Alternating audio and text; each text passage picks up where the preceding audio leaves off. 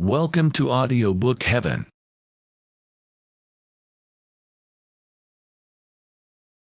Section 13, Book the 13th. Argument. Neptune engages on the Grecian side, and the battle proceeds. Deiphobus is repulsed by Meriones, Teucer kills Imbrius, and Hector Amphimachus. Neptune, assuming the likeness of Thoas, exhorts Idomeneus, who goes forth with Meriones to battle, when the former slays Othryoneus and Asius. Deiphobus attacks Idomeneus, but misses him, and slays Hypsenor. Idomeneus slays Alcathous, over whose body a sharp contest ensues. But after Jove then had brought the Trojans and Hector near the ships, he left them to endure labour and toil at them incessantly. But he himself turned back his shining eyes apart, looking towards the land of the equestrian Thracians, and the close-fighting Mycenaeans, and the illustrious Hippomolgi, milk-nourished, simple in living, and most just men. But to Troy he no longer now turned his bright eyes, for he did not suppose in his mind that any one of the mortals going would aid either the Trojans or the Greeks. Nor did King Neptune keep a vain watch, for he sat aloft upon the highest summit of the woody Thracian Samos, admiring the war and the battle. For from thence all Ida was visible, and the city of Priam was visible, and the ships of the Greeks.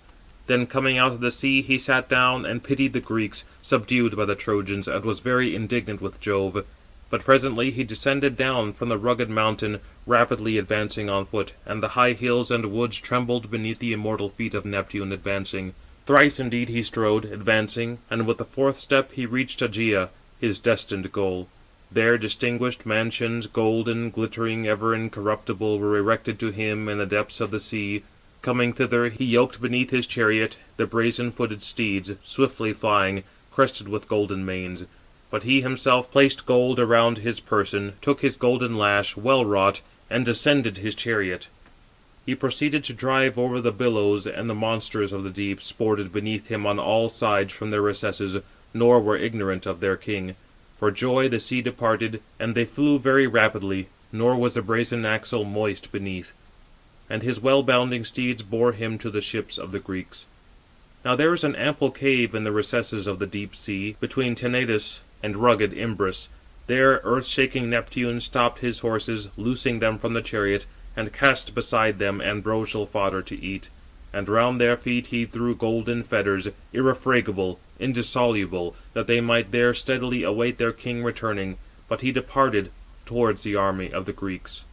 The Trojans, however, in crowds, like unto a flame or a whirlwind, followed Hector, the son of Priam, with insatiable ardour, shouting loudly, and exclaiming, for they hoped to capture the ships of the Greeks, and slay all the Greeks beside them. But earth-ruling, earth-shaking Neptune, coming from the deep sea, aroused the Greeks, assimilating his person and indefatigable voice to Calchas. The Ajaces he first addressed, though themselves were earnest. Ye Ajaces, ye indeed, mindful of valour, not of direful flight, will preserve the people of the Greeks. For in any other place indeed I do not dread the audacious hands of the Trojans, who in great numbers have surmounted the great wall, because the well-greaved Greeks will sustain them all. But in that place I grievously fear lest we suffer anything, where infuriated Hector, like unto a flame, leads on, who boasts to be the son of almighty Jove. But may some of the gods thus put it in your minds, that ye stand firmly yourselves, and exhort others. Thus may ye drive him, although impetuous, from the swift-sailing ships, even if Jove himself excites him. He said, and earth-ruling Neptune, striking both with his sceptre, filled them with violent might, and made their limbs light and their feet and hands above. But he, like as a swift-winged hawk is impelled to fly, which, lifted up from a rugged lofty rock, has hastened to pursue another bird over the plain, so darted earth-shaking Neptune from them. But fleet Ajax, the son of Oileus, recognized him first of the two, and straightway addressed Ajax, the son of Telamon. O Ajax, since some one of the gods, who possesses Olympus, likening himself to the soothsayer, exhorts us to fight beside the ships, neither is this Calchas the prophesying augur, for I readily recognize the traces of his feet and legs when departing. For thus the gods are easily distinguished. Even to myself, the soul within my bosom is more incited to war and to fight, and my feet beneath and hands above eagerly desire it. But him Telamonian Ajax answering addressed, So also to me are my strong hands upon my spear eager, and my courage is aroused, and I am hurried along by both my feet under me. and I eagerly long, even alone, to combat with Hector, the son of Priam, insatiably raging." Thus they addressed these words to each other, joyful in a desire of battle, which the god had infused into their minds. In the meanwhile the earth-ruler Neptune aroused the Achaeans in the rear, who were recruiting their spirit at the swift ships, whose limbs were at the same time relaxed with toilsome labour, and grief was arising in their minds, beholding the Trojans, who with a tumult had surmounted the vast wall. But beholding them, they poured forth tears from beneath their eyebrows, for they expected not to escape destruction. But the earth-shaker, intervening, easily aroused the brave phalanxes. To Teucer and Laius he first came, exhorting them, and to the hero Peneleus and Thoas, and Deipyrus, and to Meriones and Antilochus, skilful in war. These he, encouraging, spoke winged words. "O shame! Argives, young men, I trust that our ships will be preserved by your fighting. But if ye be remiss in the destructive battle, the day is now come for us to be subdued by the Trojans. Ye gods, surely I behold with my eyes a great marvel, terrible, which I never expected would be brought to pass, that the Trojans should approach our ships, who formerly, like unto timid stags, which through the wood are the prey of lynxes, pards, and wolves, foolishly straying about, weak, nor fit for combat, so the Trojans formerly would not stand even for a little against the might and prowess of the Greeks. But now, far away from the city, they combat at the hollow ships, through the perverseness of our general, and the indifference of the troops, who, disputing with him, are unwilling to defend the swift ships, but are slain among them. Yet although in reality the hero, the son of Atreus, wide-ruling Agamemnon, be altogether in fault, in that he hath dishonoured the swift-footed son of Peleus, still it is by no means our duty to be remiss in battle. But let us sooner repair the mischief. The minds of the brave are easily appeased. But they by no means honourably remit your impetuous valour, being all the bravest in the army. I indeed would not quarrel with a band who should desist from combat, being unwarlike. But with you I am indignant from my heart. O soft ones, surely will ye soon create some greater evil by this inertness. But do each of you in his mind ponder on the shame and reproach, for certainly a mighty contest hath arisen. Now indeed brave Hector, going good in the din of war, combats at the ships, and hath burst through the gates and the long bar." Thus then Neptune, exhorting, aroused the Greeks. But round the two Ajaces firm phalanxes stood, which not even Mars, coming against them, would have found fault with, nor Minerva, the confounder of armies. For the bravest selected awaited the Trojans and noble Hector, knitting spear with spear, shield with shield, one upon another, so that shield pressed upon shield, helmet upon helmet, and man upon man. And the horse-haired helmets of them, nodding, touched each other with their splendid ridges. So closely stood they to one another, and spears in the act of being hurled were brandishing from their daring hands, whilst they wished to go straight against the enemy, and were eager to fight. But the combined Trojans first made the attack, and impetuous Hector first rushed against them, as a destructively rolling stone from a rock, which a wintry torrent drives down the brow, having burst with a mighty shower the stays of the rugged rock, and bounding along it rolls, and the forest resounds beneath it. But straightway it runs on interruptedly until it reach the plain, but then it rolls no longer, though impelled. So Hector for a while threatened that he would easily come as far as the sea, to the tents and ships of the Greeks, slaughtering. But when now he met the firm phalanxes, he stopped, being come into close contact. And the sons of the Greeks opposing repulsed him from them, striking him with their swords and two-edged spears. But retiring, he was compelled to withdraw, and he cried out, shouting audibly to the Trojans, "Ye Trojans and Lycians, and close-fighting Dardanians, stand firm. Not long will the Greeks withstand me, although they have drawn themselves up in very dense array. But I conceive they will retire from my spear, if in truth the most powerful of the gods, the high-thundering husband of Juno, hath urged me on." So saying, he aroused the might and courage of each. But Deïphobus, the son of Priam, walked amongst them, high-minded, and he held his shield equal on all sides before him, proceeding with light step, and advancing under protection of his shield. Then Meriones took aim with his shining spear, and struck him, nor did he miss, upon the bull's hide shield, equal on all sides, which he did not pierce. For the long spear far before was broken at the socket. But Deïphobus held his bull's hide shield far from him, for he dreaded in his mind the spear of warlike Meriones. But that hero fell back into the column of his companions, for he was grievously enraged on both accounts, both for the loss of the victory, and of the spear which he had broken, Accordingly he proceeded to pass by the tents and ships of the Greeks, to bring a long spear which had been left in his tent, whilst the others fought, and a mighty tumult arose. Then Telamonian Teucer first slew a hero, the warrior Imbrius, son of Mentor, rich in steeds, and he dwelt at Pedaeum before the sons of the Greeks arrived, and had married Medesicaste, the illegitimate daughter of Priam. But when the equally plied ships of the Greeks arrived, he came back to Ilium, and excelled among the Trojans, and dwelt with Priam, who honoured him equally with his sons. Him the son of Telamon smote under the ear with his long javelin, and plucked out the spear, but he indeed fell like an ash, which on the summit of a mountain, conspicuous from afar, cut down with a brazen axe, strews its tender foliage on the earth. Thus he fell, and his armour, variegated with brass, rang about him. Then Teucer rushed on, eager to strip him of his armour, but Hector hurled his shining spear at him, hastening. He, however, seeing it from the opposite side, avoided by a small space the brazen spear. And Hector wounded with his javelin on the breast Amphimachus, son of Cteus, the son of Actor, advancing to the battle. And falling he gave a crash, and his arms rang upon him. Then Hector rushed to tear from the head of magnanimous Amphimachus the helmet fitted to his temples. But Ajax hurled with his shining spear at Hector, rushing on. Yet it never reached his body, for he was protected all over with terrible brass. But he smote him upon the boss of the shield, and repulsed him with great violence. And he retired from both bodies, and the Greeks drew them away. Then Stichius and noble Menesthius, the leaders of the Athenians, carried Amphimachus to the army of the Greeks. But the two Ajaces, eager for impetuous combat, carried Imbrius. As two lions bear a goat through the thick corpse wood, snatching it from the sharp-toothed dogs, holding it high above the earth in their jaws, so the two warriors, the Ajaces, holding him, Imbrius, aloft, stripped off his armour. But the son of Oileus, enraged on account of Amphimachus, severed his head from his tender neck, and sent it rolling like a ball through the crowd. But it fell before the feet of Hector in the dust. Then indeed was Neptune grieved at heart for his grandson, slain in the grievous fight, and he proceeded to go along the tents and ships of the Greeks, exhorting the Greeks, and preparing disasters for the Trojans.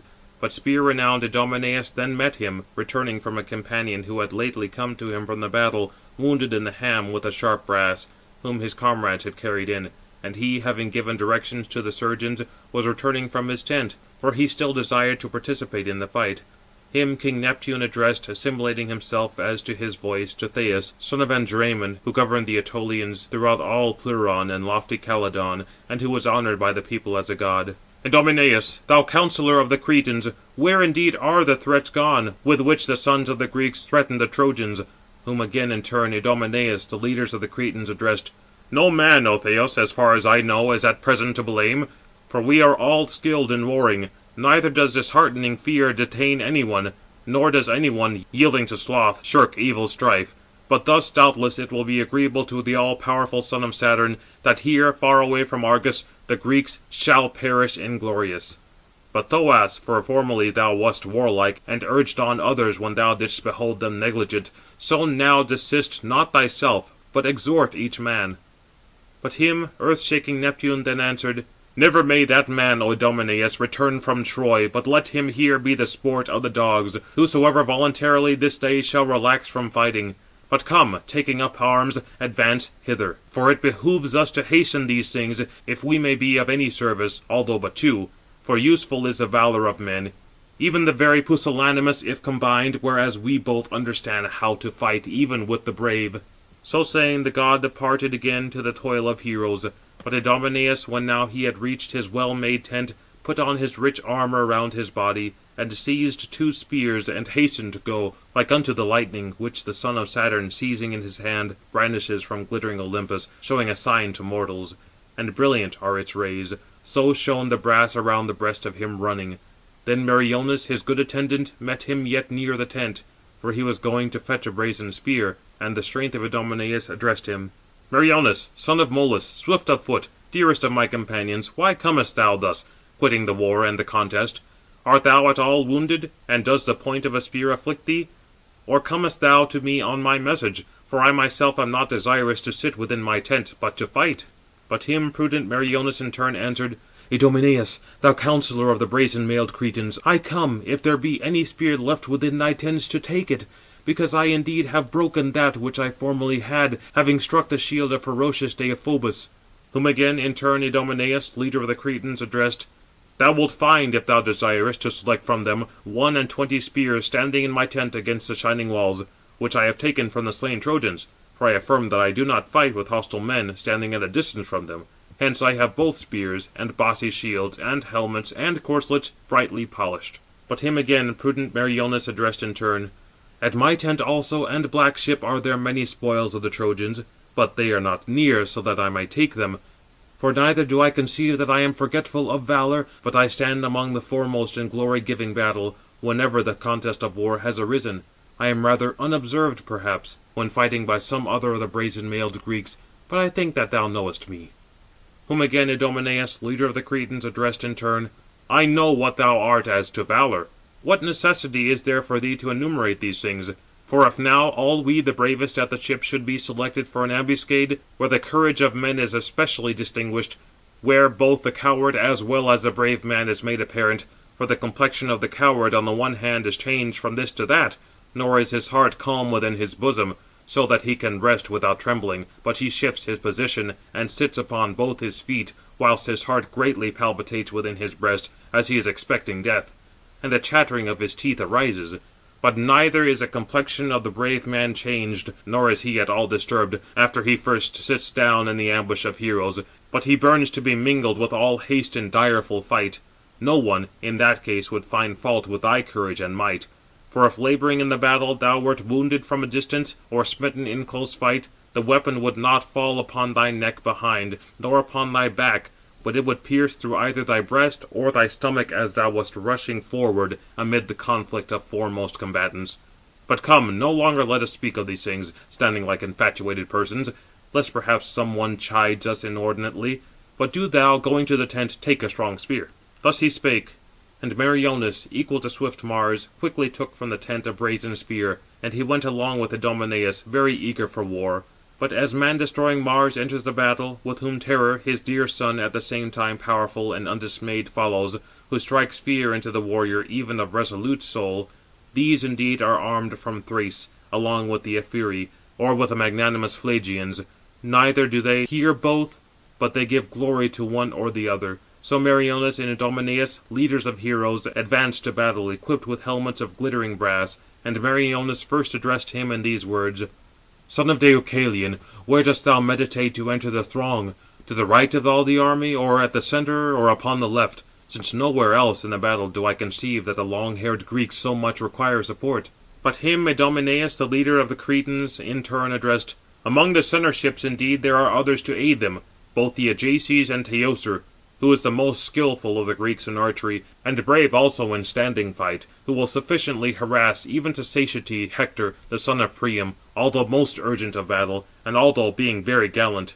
Hard will it be for him, although very desirous of fighting, having overpowered their strength and invincible hands, to fire the ships, unless the son of Saturn himself cast a flaming torch upon the swift ships. Nor indeed will mighty Telamonian Ajax yield to any man who may be immortal, and who may eat the fruit of Ceres, who is vulnerable by brass and by large stones.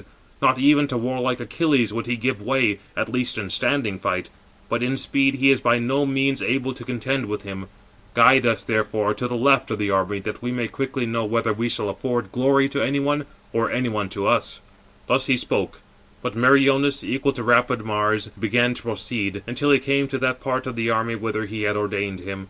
But they, when they beheld Idomeneus like unto a flame in might, both him and his attendant in variously wrought armour, they all, exhorting one another along the crowd, advanced against him, and an equal contest arose at the sterns of their ships. And as when storms sweep along, driven by the shrill winds, on a day when the dust around the roads is very abundant, and they at the same time raise up a large cloud of dust, so came on the battle of these together, and they were eager in their minds to slaughter one another throughout the throng with the sharp brass. And the mortal-destroying combat bristles with the long spears which they held, flesh-rending, and the brazen splendour from the gleaming helmets, the newly burnished corslets, and the shining shields coming together dazzled their eyes. Very brave-hearted would he be who, when beholding their toil, could have rejoiced, and would not be disturbed. But the two powerful sons of Saturn, favouring different sides, planned grievous toils for the heroes. On the one hand, Jove willed victory to the Trojans, and to Hector, glorifying swift-footed Achilles. Yet he desired not entirely to destroy the Grecian people before Ilium, but was honouring Thetis and her magnanimous son. On the other hand, Neptune, coming amongst them, encouraged the Greeks, having secretly emerged from the hoary deep, for he grieved that they should be subdued by the Trojans, and he was greatly indignant with Jove. The same race indeed was to both, and the same lineage, but Jove was born first, and knew more. For this reason Neptune avoided aiding them openly, but always kept privately inciting them through the army, assimilated to a man.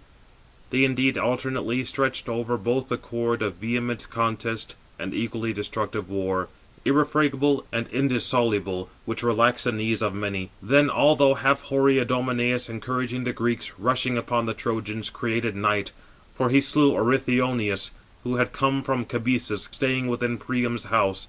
He had lately come after the rumour of the war, and demanded Cassandra, the most beautiful in form of the daughters of Priam, without a dowry, and he had promised a mighty deed to repulse in spite of themselves the sons of the Greeks from Troy. But to him aged Priam had promised her, and pledged himself to give her. Therefore he fought, trusting in these promises. But Idomeneus took aim at him with his shining spear, and hurling it struck him, strutting proudly. Nor did the brazen corslet which he wore resist it, but he fixed it in the middle of his stomach, and falling he gave a crash, and the other boasted and said, "Othryoneus! Above all men indeed do I praise thee, if thou wilt now in truth accomplish all which thou hast undertaken for Dardanian Priam. But he also promised thee his daughter. We likewise, promising these things, will accomplish them to thee. We will give thee the most beautiful in form of the daughters of the son of Atreus to wed, bringing her from Argos, if along with us thou wilt destroy the well-inhabited city of Ilium. But follow, that we may treat with thee respecting the marriage of sea-traversing ships, since we are by no means bad brothers-in-law." So saying, the hero Idomeneus dragged him by the foot through the brisk battle. But to him Asius came as an avenger, on foot, before his steeds, which his attendant charioteer always kept breathing over his shoulders, and in his mind he longed to strike Idomeneus. But Idomeneus, anticipating him, smote him with his spear in the throat, below the chin, and drove the brass quite through. And he fell as when some oak falls, or white poplar, or towering pine, which timber workers have cut down upon the mountains with lately whetted axes, to become ship timber.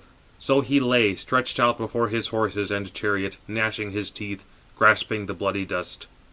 But the charioteer was deprived of the senses which he previously had, nor dared he turn back the horses that he might escape from the hands of the enemy. But him warlike Antilochus, striking, transfixed in the middle with his spear, nor did the brazen corslet which he wore resist, but he fixed it in the centre of his stomach. Then panting he fell from the well-made chariot seat, and Antilochus, the son of magnanimous Nestor, drove away the horses from the Trojans to the well-armed Greeks. But Deïphobus, enraged on account of Asius, drew very near to Idomeneus, and hurled with his shining spear. Idomeneus, however, having perceived it opposite, avoided the brazen spear, for he was concealed behind his shield, equal on all sides, which he bore, constructed of the hides of bulls, and glittering brass, fitted with 2 handles. Behind this he collected himself entirely, and the brazen spear flew over him. But the shield returned a dry sound, the spear grazing it obliquely. Yet he, Deïphobus, sent it not in vain from his heavy hand, but he struck Hypsenor, son of Hippasus, the shepherd of the people, upon the liver below the breast, and straightway relaxed his knees under him. But Deïphobus vainly boasted over him, loudly exclaiming, "Surely not avenged lies Asius. I rather think that he will rejoice in his mind, though going into the strong-gated, massy dwelling of Hades, since I have given him a guide." Thus he spoke. But grief came upon the Greeks at his boasting, and it particularly agitated the mind of warlike Antilochus. Yet grieved as he was, he neglected not his companion, but running he protected him, and covered him over with his shield.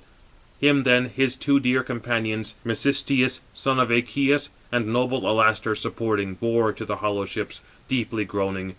In the meantime Idomeneus ceased not his mighty valour, but always burned either to cover some of the Trojans with pitchy night, or himself to fall with a crash, repelling destruction from the Greeks. Then the hero Alcathous, the beloved son of Acietas, and he was a son-in-law of Anchises, for he had married Hippodamia, the eldest of his daughters, whom their father and venerable mother loved from their hearts, whilst in their home, because she excelled all of her age in beauty, in accomplishments, and prudence, for which reason also the most distinguished man in wide Troy had wedded her. Him Neptune subdued under Idomeneus, having dimmed his shining eyes, and fettered his fair limbs. For he was able neither to fly back nor to turn aside, but him standing motionless like a pillar or lofty branching tree, the hero Idomeneus wounded with his spear in the middle of his breast, and burst the brazen coat around him, which formerly warded off destruction from his body. But then it sent forth a dry sound, severed by the spear. Falling, he gave a crash, and the spear was fixed in his heart, which, palpitating, shook even the extremity of the spear, and there at length the impetuous Mars spent its force.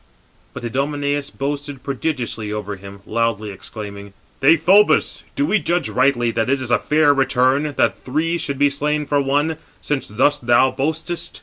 But do thou thyself also, wretch, stand against me, that thou mayest know of what nature I am, who have come hither, the offspring of Jove, who first begat Minos, the guardian of Crete. Minos again begat Deucalion, his blameless son, and Deucalion begat me, king over many men in wide Crete. But now the ships have brought me hither, an evil both to thee, and to thy father, and the other Trojans." Thus he spoke. But Deïphobus hesitated between 2 opinions, whether, falling back, he should join to himself some one of the magnanimous Trojans, or make trial although alone. But to him, thus deliberating, it appeared preferable to go in search of Æneas, whom he found standing at the rear of the army, for he was ever indignant with noble Priam, because he by no means honoured him, though being valiant among heroes. And standing near, he addressed to him winged words: "Æneas, thou counsellor of the Trojans, now does it greatly behoove thee to aid thy brother-in-law, if indeed any regard reaches thee. But follow, let us bring aid to Alcathous, who being thy brother-in-law, nourished thee whilst very young in his palace, and whom spear-famed Idomeneus hath slain."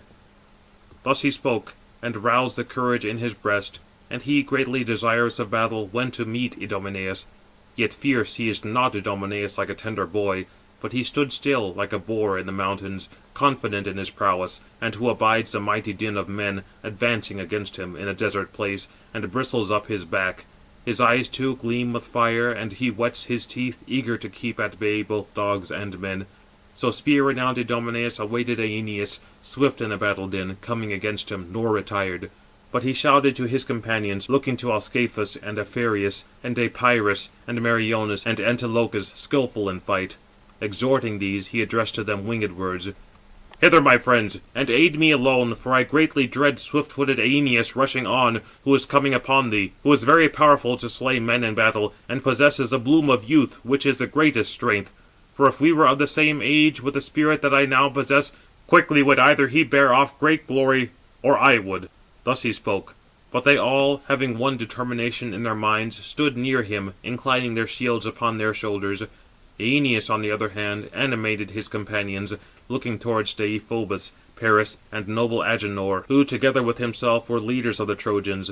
These also the people followed, as sheep follow from their pasture after the ram in order to drink, and the shepherd then is rejoiced in his mind. So was the soul of Æneas gladdened in his breast, when he beheld a body of troops following himself. These therefore engaged in close fight round Alcathous with long spears, whilst the brass resounded horribly on the breasts of them, aiming at each other through the crowd. But 2 warlike men, conspicuous among the rest, Æneas and Idomeneus, equal to Mars, longed to lacerate each other's flesh with the ruthless brass. But Æneas first hurled his javelin at Idomeneus, but he, perceiving it opposite, avoided the brazen spear, and the spear of Æneas sank quivering into the earth, for it fled in vain from his sturdy hand.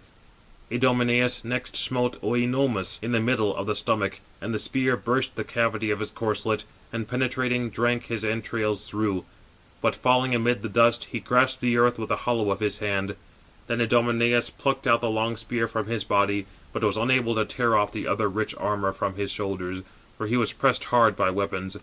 For no longer were the sinews of his feet firm as he rushed, either to hasten on after his own dart, or avoid that of another. Wherefore also in standing fight he warded off the fatal day, nor did his feet any longer bear him with ease in retreating from the battle. But against him, gradually retiring, Deïphobus took aim with his glittering spear, for he ever had a rooted hatred towards him. But then too he missed, and struck with his javelin Ascalaphus, the son of Mars, and drove the stout spear through his shoulder, and tailing amidst the dust, he grasped the earth with his hand. Not yet, however, had loudly roaring, impetuous Mars heard that his son had fallen in the violent fight. But he sat upon the summit of Olympus, beneath golden clouds, excluded from the battle by the will of Jove, where also the other immortal gods were restrained from the war. In the meantime they engaged in close fight around Ascalaphus. Deïphobus indeed tore the shining helmet from Ascalaphus, and Meriones, equal to swift Mars, springing upon him, smote him with his spear in the arm, and the crested casque, falling from his hand, rang upon the earth. Immediately Meriones, leaping upon him like a vulture, plucked out the tough spear from the lower part of his arm, and retired back again into the crowd of his comrades. But him Polites, his own brother, throwing his hands round his waist, carried out of the dread-sounding battle, till he reached his fleet steeds, which awaited him in the rear of the combat and the war, having both a charioteer and a variegated car, which then carried him towards the city, groaning heavily and afflicted, and the blood flowed from his recently wounded hand. But the others kept fighting, and an unquenchable clamour arose. Then Æneas, rushing upon Aphareus, the son of Caletor, smote him with his sharp spear upon the throat, when turned towards him, and his head was bent to one side, and then his shield clung to him, and his helmet. And around him life-destroying death was spread. Antilochus, however, observing Thoas turning round, attacking, wounded him, and cut away all the vein, which running quite along the back reaches to the neck. All this he cut off, but he fell back on his back in the dust, stretching out both hands to his beloved companions. Then Antilochus sprang upon him, and stripped the armour from his shoulders, looking around. For the Trojans, surrounding him, struck his wide and ornamented shield with their darts, nor were they able to graze with the dire brass the tender body of Antilochus within it, because earth-shaking Neptune protected the son of Nestor all round, even amongst many weapons. For never indeed was he apart from the enemy, but he turned himself about among them. Nor did he hold his spear without motion, but continually moving, it was whirled about, and he prepared within his mind either to hurl it at some one afar off, or to rush upon some one close at hand. But meditating these things amid the throng, he escaped not the notice of Adamas, the son of Asius, who smote him in the middle of his shield with the sharp brass, attacking him in close combat. But azure-haired Neptune weakened the spear, grudging him the life of Antilochus. Part of it remained there, like a stake burned in the fire, in the shield of Antilochus, and the other half lay upon the ground, whilst he gave backwards into the crowd of his companions, shunning death. Meriones, however, following him, departing, smote him with his spear between the private parts and the navel, where a wound is particularly painful to miserable mortals. There he fixed the spear in him, and he falling, struggling, panting around the spear, as an ox, when cowherds in mountains, forcibly binding him with twisted cords, lead him away unwilling. So he, wounded, throbbed, though but for a short time, and not very long, until the hero Meriones, coming near, plucked the spear from his body, and darkness veiled his eyes. But Helenus, close at hand, struck Deipyrus upon the temple with his huge Thracian sword, and cut away the three-coned helmet, which being dashed off, fell upon the ground, and some one of the combating Greeks lifted it up, having rolled between his feet, whilst dim night enveloped his eyes. Then grief seized the son of Atreus, Menelaus, brave in the din of battle, and he advanced, threatening the hero, King Helenus, brandishing his sharp spear, whilst the other drew the horn of his bow. Together then they darted, the one eager to launch his fir-tree spear, and the other an arrow from the string. Then indeed the son of Priam smote him in the breast with an arrow, on the cavity of the corslet, but the bitter shaft rebounded, as when from the broad winnowing fan in a large threshing floor the black-coated beans or vetches leap at the shrill blast, and the force of the winnower. So strongly repulsed by the corslet of glorious Menelaus, the bitter arrow flew afar. But Menelaus, the son of Atreus, brave in the din of battle, smote him upon the hand which held his well-polished bow. And in the bow the brazen spear was fixed from the opposite side, through his hand. Then he retired back into the crowd of his companions, avoiding death, hanging down his hand at his side. But the ashen spear was trailed along with him. And then magnanimous Agenor extracted it from his hand, and bound the hand itself sling-ways in well-twisted sheep's wool, which his attendant carried for the shepherd of the people. But Pisander went direct against glorious Menelaus, because evil fate led him towards the end of death, to be subdued by thee, O Menelaus, in the dire battle. When therefore they were near, advancing against each other, the son of Atreus indeed missed, and his spear was turned aside from him. But Pisander smote the shield of glorious Menelaus, nor could he drive the spear quite through, because the broad shield kept it off, and the spear was broken at the extremity. Still he rejoiced in his mind, and hoped for victory. The son of Atreus, however, drawing his silver-studded sword, sprang upon Pisander, But he drew from beneath his shield a handsome battle-axe of well-wrought brass, fixed upon either side of an olive handle, long, well polished, and at once they struck each other. Then he, Pisander, cut away the cone of the helmet, thick with horsehair, under the very crest, but Menelaus smote him, approaching, upon the forehead, above the root of the nose. And the bones crashed, and his blood-stained eyes fell at his feet upon the ground in the dust, and falling he writhed. Then he, Menelaus, placing his heel upon his breast, despoiled him of his armour, and boasting spoke this speech: "Thus, then, shall ye abandon the ships of the Greeks, who possess swift steeds, ye treaty-breaking Trojans, insatiate of dire battle? Of other injury and disgrace ye indeed lack nothing with which ye have injured me, vile dogs, nor have ye at all dreaded in your minds the heavy wrath of high-thundering hospitable Jove, who will yet destroy for you your lofty city.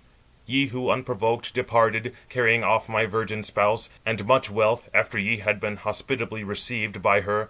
Now again do ye eagerly desire to hurl destructive fire upon the sea-traversing ships, and to slay the Grecian heroes. But ye shall yet be restrained, impetuous as ye be, from war.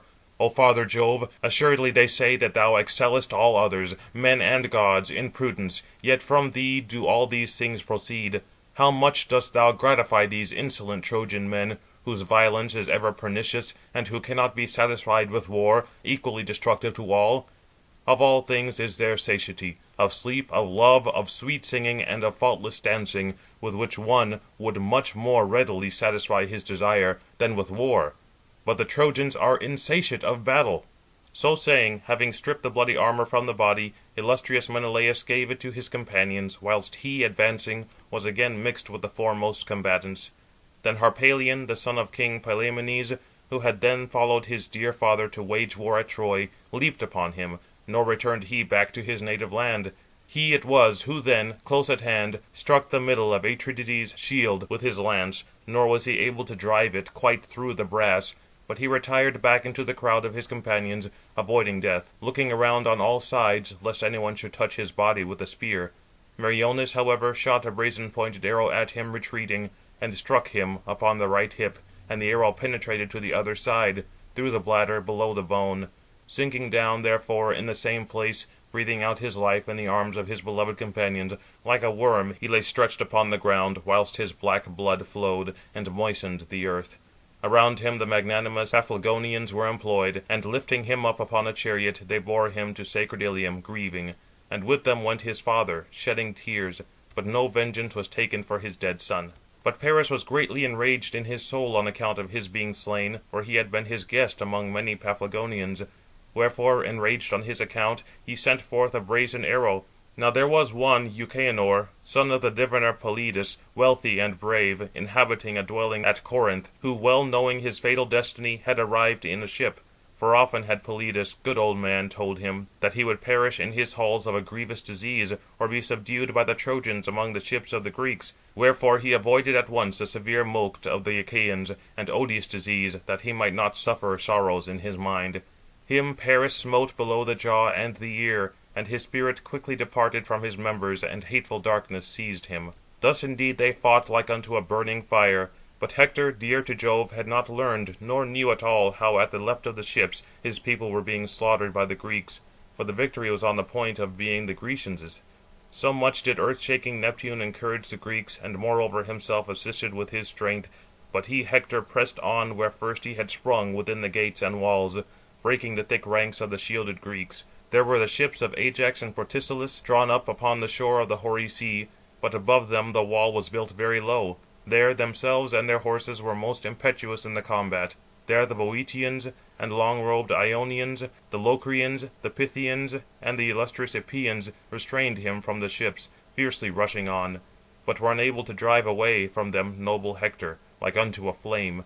The chosen men of the Athenians stood in the van, among whom Menesthius, son of Peteus, had the command, and with him followed Phetus, Stichius, and brave Bias, Meges, the son of Phaeus, Amphion, and Dracius led the Epeans, and over the Pythians were Medon and Podarches, steady in fight. Medon was indeed the spurious offspring of godlike Oileus, and the brother of Ajax, but he dwelt at Phylace, away from his native country, having slain a man, the brother of his stepmother Areopis, whom Oileus had married. but the other was a son of Iphiclus, of Phylace.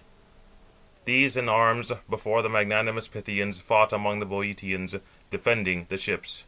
But Ajax, the swift son of Oileus, never separated from Telamonian Ajax, not even for a little time, but as in a fallow field 2 black bullocks possessing equal spirit draw a well-joined plough, but meanwhile copious sweat breaks forth around the roots of their horns, and them the well-polished yoke alone separates on either side, advancing along the furrows, and the plough cuts up the bottom of the soil, so they twain joined together stood very near to each other. And then many and brave troops followed the son of Telamon as companions, who received from him his shield, whenever fatigue and sweat came upon his limbs. But the Locrians followed not the great-souled son of Oileus, for their heart remained not firm to them in the standing fight, because they had not brazen helmets crested with horsehair, nor had they well-orbed shields and ashen spears. But they followed along with him to Ilium, trusting in the bows and the well-twisted sheep's wool, with which, frequently hurling, they broke the phalanxes of the Trojans. At that time, indeed, these, the Ajaces in the van, with their variously wrought armour, fought against the Trojans and brazen-armed Hector, whilst the Locrians, shooting from the rear, lay concealed. Nor were the Trojans any longer mindful of combat, for the arrows put them in confusion. Then surely would the Trojans have retreated with loss from the ships and tents to lofty Ilium, had not Polydamas, standing near, addressed bold Hector. Hector, thou art impossible to be persuaded by advice, because indeed a god hath given thee, above others, warlike deeds. For this reason dost thou also desire to be more skilled than others in counsel? But by no means canst thou thyself obtain all things at once. To one indeed hath the deity given warlike deeds, to another dancing, and to another the harp and singing. To another again, far-sounding Jove implants a prudent mind in his bosom, of which many men reap the advantage, as prudence even preserves cities, and he himself, who possesses it, especially knows its value. Yet will I speak as appears to me best, because the encircling host of war burns round thee on all sides, and the magnanimous Trojans, since they have crossed the walls, some indeed stand apart with their arms, and others fight, but the fewer against the greater number, scattered amongst the ships. But retiring back, summon hither all the chiefs, and then we can better discuss the whole plan, whether we shall enter upon the many-benched ships, if indeed the deity will give us victory, or depart uninjured from the barks, because of a truth I fear lest the Greeks repay their debt of yesterday, since a man insatiate in war still remains at the ships, who I conceive will no longer abstain entirely from battle. Thus spoke Polydamas, but the faultless advice pleased Hector, and immediately he leaped with his armour from the chariot to the ground, and addressing him spoke winged words. Polydamas, do thou retain here all the bravest, whilst I will come back again immediately after I have given proper orders to the troops. He said, and shouting, he rushed on, like unto a snowy mountain, and flew through the Trojans and the allies. But they all crowded round valour-loving Polydamas, the son of Panthus, as soon as they heard the voice of Hector. He, however, ranged through the foremost combatants, seeking if he could anywhere find Deiphobus, the mighty king of Helenus, and Adamas, the son of Asias, and Asius, the son of Hyrtacus.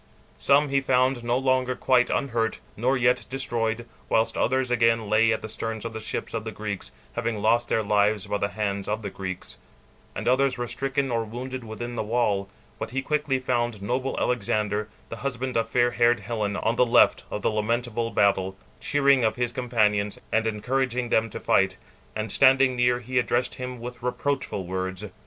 Accursed Paris, fine only in person, woman-mad, seducer, where are Deiphobus and the might of King Helenus, and Adamas, the son of Asias, and Asius, the son of Hyrtacus? Where also is Othryoneus? Now lofty Ilium all perishes from its summit, now is its final destruction certain. But him godlike Alexander in turn addressed, Hector, since it is thy intention to find fault with me when innocent, at some other time perhaps I may be more neglectful of the fight, but not now, since neither did my mother bear me altogether unwarlike. For from the time when thou didst stir up the battle of thy companions at the ships, from that time remaining here have we engaged incessantly with the Greeks, and those comrades are dead, for whom thou inquirest. Deiphobus and the might of King Helenus alone have withdrawn, both wounded in the hand with long spears, but the son of Saturn hath warded off death from them. But now lead on, wheresoever thy heart and soul urge thee, and we will follow with determined minds, nor do I think that thou wilt be at all in want of valour, as much strength as in us. It is not possible even for one, although keenly desirous, to fight beyond his strength. So saying, the hero persuaded the mind of his brother, and they hastened to advance towards that place where especially was the battle and contest. Round Cebriones and excellent Polydamas, Phalces and Orthaeus, and godlike Polyphotes, and Palmus, and Ascanius, and Morus, the sons of Hippotion, who the day before had come as a relief guard from fertile Ascania, and Jove then urged them to fight. But they marched like unto the blast of boisterous winds, which rushes down to the plain, urged by the thunder of Father Jove, and with a dreadful tumult is mingled with the ocean. And in it rise many boiling billows of the much resounding sea, swollen, whitened with foam, first indeed some, and then others following. So the Trojans, first indeed some in battle array, and then others, glittering in brass, followed along with their leaders. But Hector, the son of Priam, equal to man-slaughtering Mars, led the van, and held before him his shield, equal on all sides, thick with skins, and much brass was laid over it. And round his temples his gleaming helmet was shaken. Stepping forward, he tried the phalanxes around on every side, if perchance they would give way to him, advancing under cover of his shield. Yet he disturbed not the courage of the Greeks in their breasts. But Ajax, far-striding, first challenged him. "O noble sir, draw nearer. Why dost thou thus frighten the Greeks? We Greeks are by no means unskilful in battle, although we are subdued by the evil scourge of Jove. Thy soul, forsooth, hopes, I suppose, to plunder the ships, but we also have hands ready to repulse thee immediately. Assuredly long before shall thy well-inhabited city be taken, and destroyed by our hands. But to thee thyself I say, the time draws near when flying thou shalt pray to Father Jove and the other immortals, that thy fair-maned steeds, which shall bear thee to the city, raising dust over the plain, may become swifter than hawks." Whilst he was thus speaking, a bird flew over him on the right, a lofty flying eagle, upon which the people of the Greeks shouted, encouraged by the omen.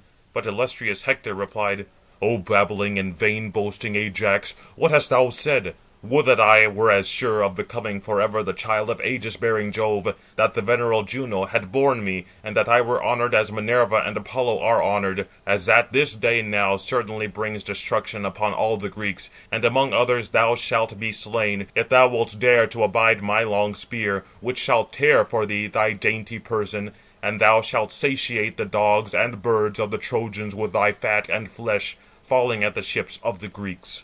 Thus then, having spoken, he led on, and they followed along with him with a mighty shout, and the troops likewise shouted in the rear. The Greeks on the other side raised a shout, nor were they forgetful of their valour, but they awaited the bravest of the Trojans assaulting. But the clamour of both reached to the ether, and the shining splendour of Jove. End of Book the 13th. Read by Stephen Carney.